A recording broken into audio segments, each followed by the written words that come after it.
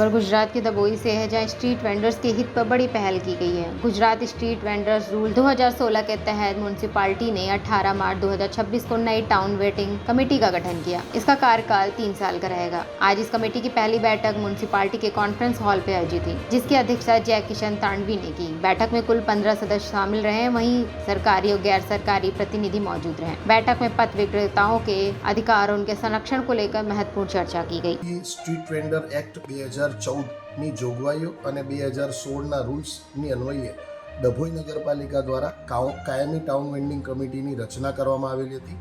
આ કાયમી town vending કમિટીની મુદત 3 વર્ષની હોય। પ્રથમ કમિટીની મુદત પૂર્ણ થતાં ત્યારબાદ નવીન ટાઉન વેન્ડિંગ કમિટીની રચના ડભોઈ નગરપાલિકા દ્વારા કરવામાં આવેલી છે અને આ નવીન બનેલ ટાઉન વેન્ડિંગ કમિટીની આજરોજ ડભોઈ નગરપાલિકાના કોન્ફરન્સ રૂમ ખાતે પુનઃ એક મિટિંગનું આયોજન કરવામાં આવ્યું હતું, જેમાં કમિટીના 15 સભ્યો પૈકી 12 સભ્યો હાજર રહી અને આ કમિટીના કાર્યો વિગતે ચર્ચા કરવામાં આવી છે। સાથે સાથે આના બિનસત્તાવાર સભ્યો અને સત્તાવાર સભ્યો પૈકી સત્તાવાર સભ્યોમાં ટ્રાફિક વિભાગ માટે પોલીસ ટ્રાફિક વિભાગના પીઆઈ સાહેબને પણ ઉપસ્થિત રાખી અને કઈ રીતે ડભોઈ નગરમાંથી આ ફેરિયાઓ દ્વારા અડચણરૂપ જે થતા હોય તે હટાવીને યોગ્ય એ લોકોને રોજગારી મળી શકે એવી જગ્યાઓ નક્કી કરી અને આ એક્ટની અંદર જે જોગવાઈ છે એ મુજબનું પાલન થાય તે માટે આ ટાઉન વેન્ડિંગ કમિટી ડભોઈ નગરપાલિકા વિસ્તારમાં કામ કરશે અને એ અંગેની વિસ્તૃત સમજ ફેરિયાઓના પ્રતિનિધિઓ જે આ કમિટીમાં છે એમને પણ આપવામાં આવી છે